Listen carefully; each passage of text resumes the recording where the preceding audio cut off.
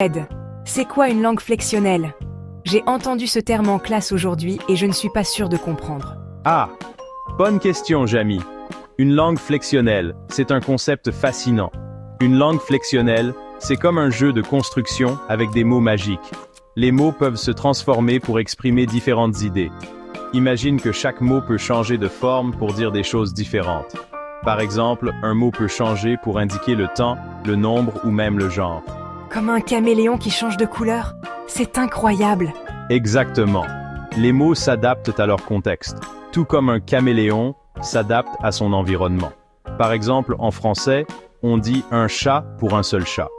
Mais on dit deux chats quand il y en a plusieurs. Le mot change pour montrer qu'il y en a plus d'un. C'est la façon dont les langues flexionnelles fonctionnent. C'est rigolo. Les mots peuvent vraiment nous surprendre. Donc, pour dire qu'il y en a plusieurs, on ajoute un S à la fin du mot. C'est fascinant de voir comment une simple lettre peut tout changer. Exactement, Jamy. C'est ça la magie de la flexion. Les mots se transforment et prennent vie. On ajoute des lettres, on en enlève, ou on les modifie pour changer le sens des mots. C'est comme jouer avec des pièces de puzzle. C'est comme un code secret. Chaque mot a son propre mystère. On peut le dire comme ça. Les mots cachent des secrets que nous découvrons en les étudiant.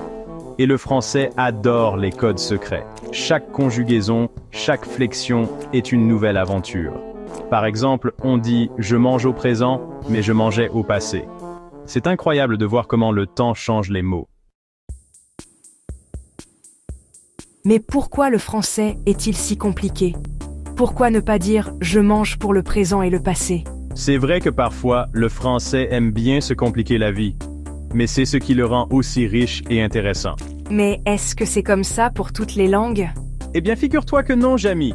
Il existe d'autres types de langues, comme les langues isolantes. Les mots sont comme des briques solides, toujours identiques. Pour dire « je mange »,« tu manges » ou « il mange », on utilise toujours le même mot « un ». Peu importe qui mange, le mot reste inchangé. C'est comme si chaque mot était une pièce de puzzle qui s'emboîte parfaitement. C'est beaucoup plus simple. Pas besoin de se souvenir de différentes formes pour chaque verbe. C'est vrai. Cela rend l'apprentissage et l'utilisation de la langue beaucoup plus facile pour les débutants. Et puis, il y a les langues agglutinantes, comme le turc ou le japonais.